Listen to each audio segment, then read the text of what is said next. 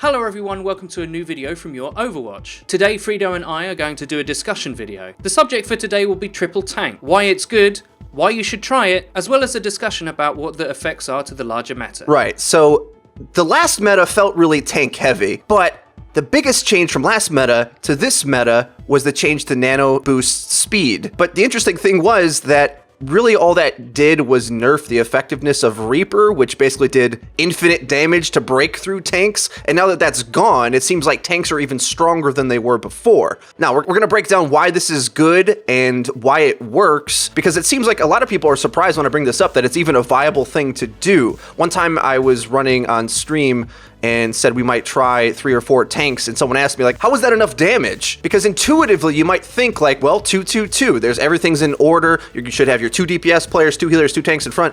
But the thing is right now that tanks are so good that you can basically make a comp and stack more and more tanks into the composition without much of a downside. The main issue with the entire thing, in my opinion, is how good Roadhog is. Because having a single man advantage is so strong, if you just sustain your composition until Roadhog gets a hook, pretty much whatever you're up against is going to be at such a disadvantage that you can just win out from there. Now, there are some ways that pros have been able to overcome this meta, but the issue is that it takes so much more skill to overcome a tank-heavy lineup than it does to play one. So that's why a lot of top-level players are just kind of defaulting to doing that. So at whatever rank you are, I suggest that if you're trying to play the best way possible right now, it's with 3 and sometimes even 4 tanks, with the star player kind of being the Roadhog. Because as long as the Roadhog is consistently getting hooks and picks, you're going to be in a good spot. Because that's the thing with damage, really. You don't need to be doing damage, you need to get a pick. You need to get man advantage. And as long as you get it anywhere, it's good for you. And you set up Roadhog to get a squishy or even to kill a tank,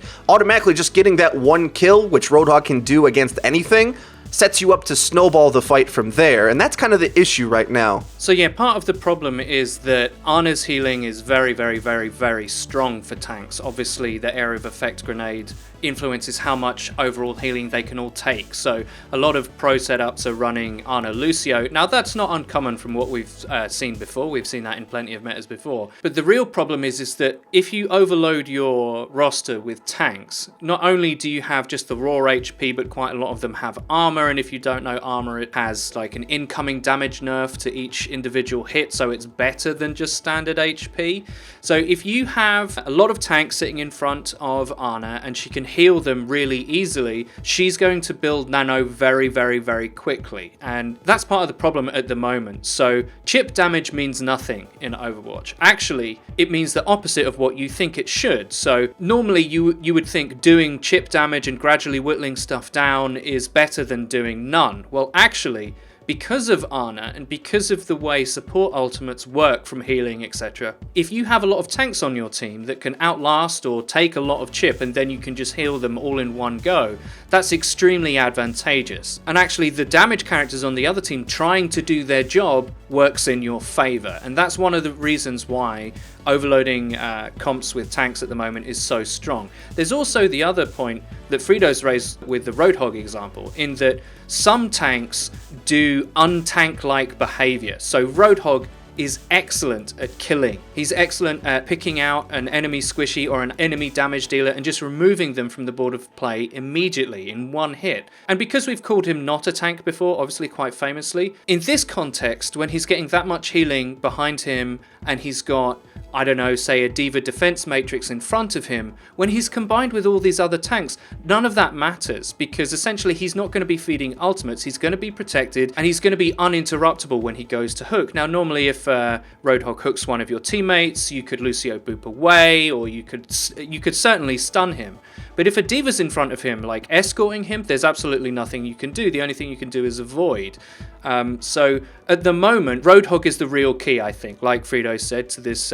It's triple tank, but sometimes it's as many as 4, so it's more than that. It's the main issue I'm trying to get to here is the tanks that do untank-like behavior. They have so much dexterity with what they can do. Situationally, Reinhardt can get a lot of kills. It's not just shielding. Diva's a hybrid character, so she has dive kind of like Winston with her rocket boost. She has kind of Rhine-like shielding, except it's better than a Rhine shield with her defense matrix. Obviously, it has doesn't have a cooldown per se, but if you use it too much, you have to wait. So it's not quite like a Rhine shield. Although Rhine does have to wait if a shield is broken, so it's not quite equivalent, but you see the point I'm trying to make. So she has dive, she has shielding, she has very high damage from up close, and she can be an enforcer. You can say to a D.Va player, not only protect our Roadhog, escort him, but then when they've got a player that we really need to eliminate, if Roadhog hasn't done it, she can just fly off and chase it down. So the overall dexterity of the utility of having a lot of tanks is very, very high indeed, and that's part of the issue that we'll go into in a later section. So I agree with FREEDO. If you haven't tried this, and you wouldn't, naturally, because of hesitancy, because of is there going to be enough damage, is there going to, are we going to be doing enough of the roles, the real key to this lineup is that it's exceptionally hard to kill. Actually, it's exceptionally hard to isolate one of the tanks and do enough of the burst damage that you need to do to it to actually remove it, to then move on to other tanks that are still sustaining because they're tanks and they're being healed by Ana at the same time.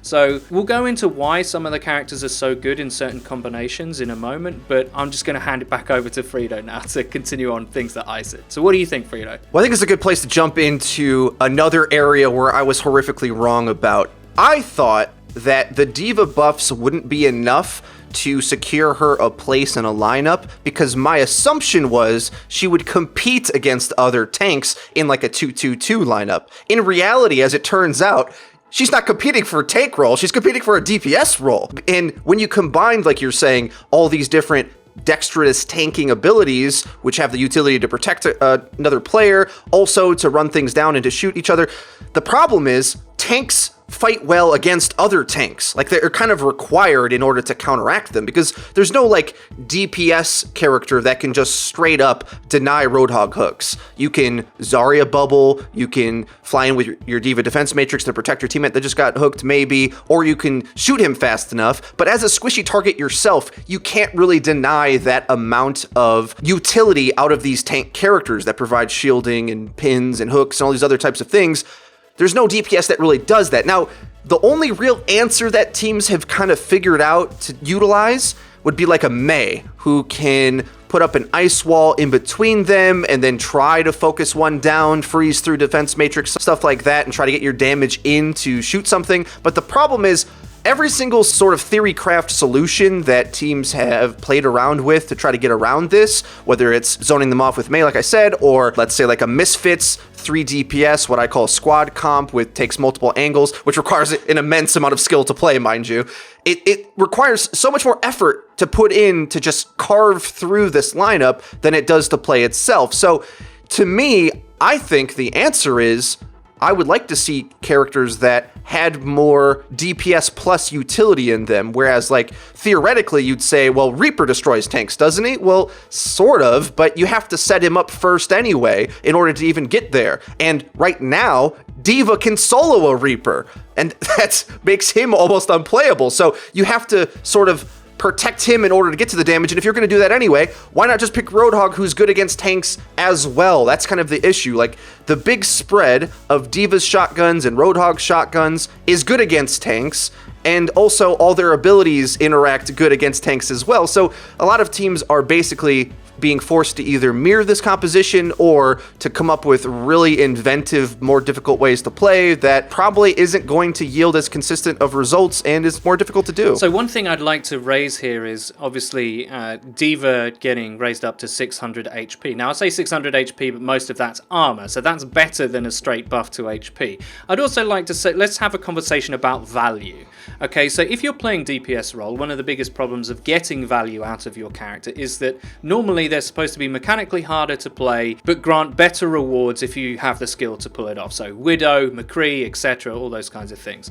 Now, what D.Va does essentially to that conversation of value between you and your opponent is that she has an ability that has no cooldown, she just has to not use it all the time, that can utterly deny the entire value of your character, right? So a Rhine shield can break, okay? A Rhine shield, quite a lot of the fight in previous metas was who out of which side can break their Rhine shield first, and therefore that gives you more opportunity to get damage or pins or etc.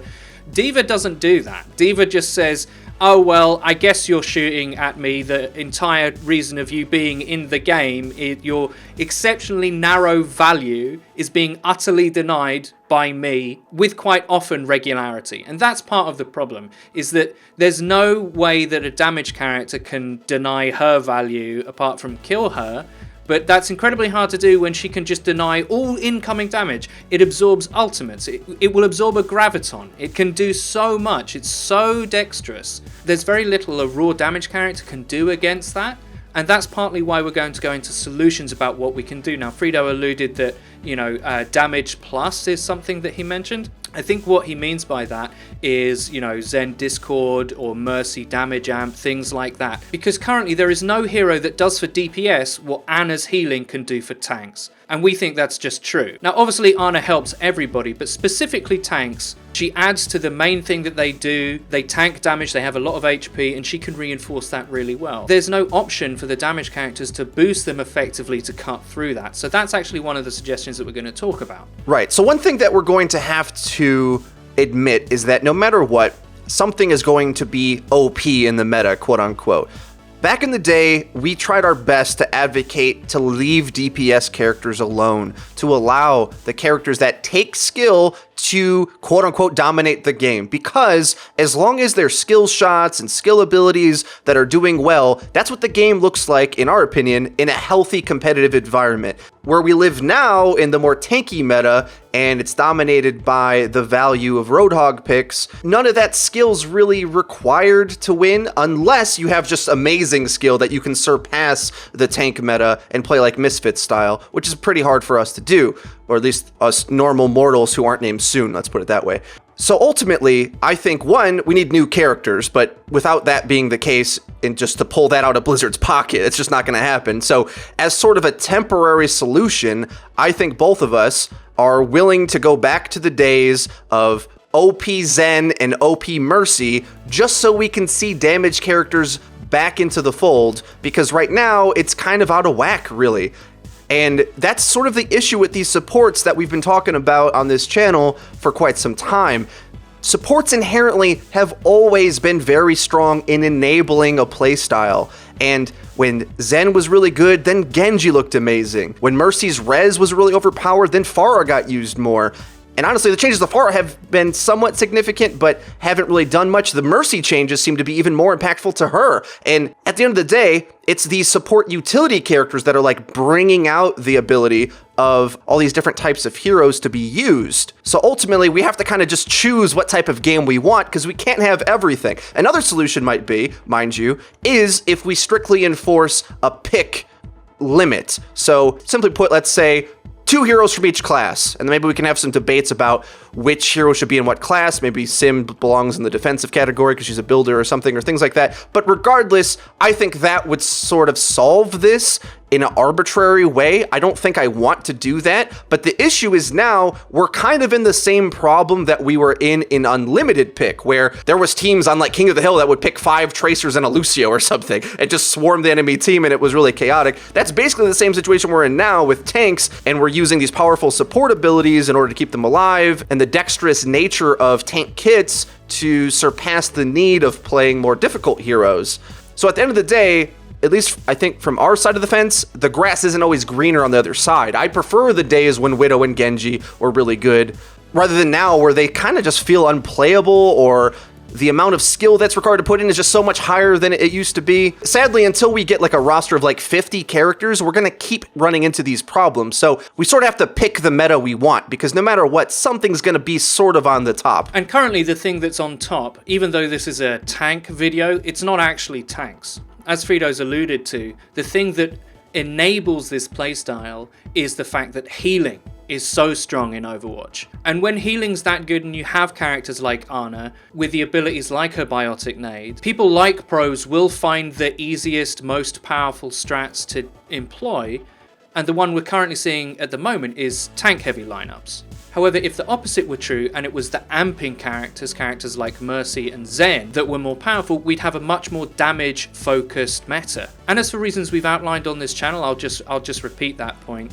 We think that's a better place for the meta to be, where the harder characters sit at the top of the pyramid, but we realize not everyone will agree with us all of the time. I empathize with Blizzard's position because their goal has always seemed to be to make every character feel powerful. Because of that, the supports really enable the style of play and dictate what's possible in Overwatch. So either the damage amp buffs can come back just to try to shake up this tank meta that'd make me very happy, or I think we could tinker with Roadhog a bit because, in my opinion, every other triple tank or quad tank lineup without Roadhog does have that intuitive tanking deficiency in the damage department. It's completely because a whole man advantage is such a huge deal, and you can get that from the tank role that enables this tanking playstyle to be so scary. And if it didn't have that as well, at least, or it took more skill to do, that's even a better one. Because this is really important. Roadhog is based on a character from Dota called Pudge, and in that game, the hooks, in order to get those insta-kills,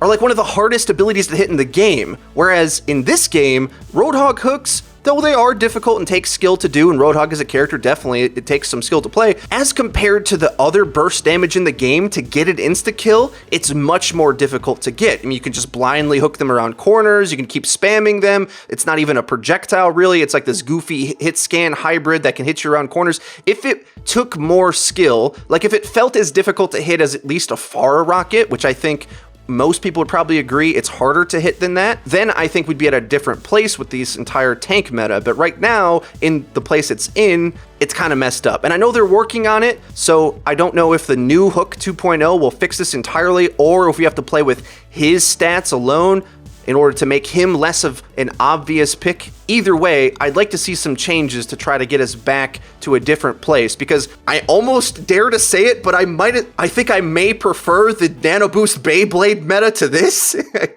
Felt like there was more bursty impacts into the game. I mean, because if you compare the burst damage that Roadhog can do and the skill it takes for like a McCree to hit a couple headshots, or for a Widow to hit a couple headshots, or for a Genji to hit his combination of abilities to quickly kill something, the skill and the beauty of that is something that I respect in Overwatch and I want to see more of, and I just don't like seeing all that wonderful play get outshined by Roadhog hooks, which I think are also cool. I just don't want to see so much of it, or it to be so dominant in how the game's played right now. Now, obviously, this is just a personal opinion because I play I play Zen, but I really feel that if you made Zen's Discord orb 50% again for not just you, but like all of your teammates, then this conversation would change drastically. I actually still think healing's so good you could still run this and it would be viable. You could definitely win a lot of games playing in this triple, almost quad tanky way, because Discord doesn't automatically mean kills. It requires good focus fire and it requires good team play, right? So it's not just an instant answer, do this equals tank setups don't work anymore. I don't think it's that straightforward. I think if you make it 50%, then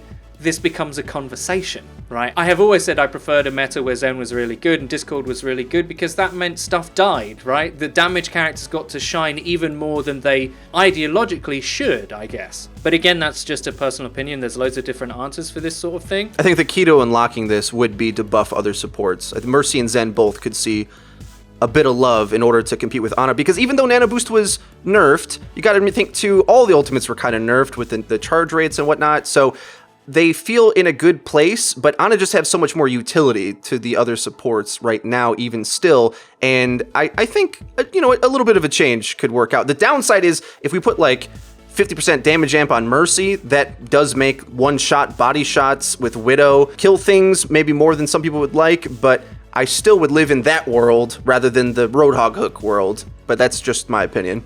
Let us know what you think in the comment section below. If you enjoyed the video, please hit the like button. It really does help us out. If you haven't subscribed already, please do. We upload to our YouTube channel each and every day. We also stream on Twitch. Check out that link in the description and be sure to sign up for email notifications so you can see when we go live. We also have a Discord server that you can use to interact with the community, find teammates on every platform at every rank. Follow us on Twitter at YourOverwatchYT for stream announcements, updates, and other fancy doodads. That's been it for FREEDO and Eddie for Your Overwatch. We'll see you guys next time.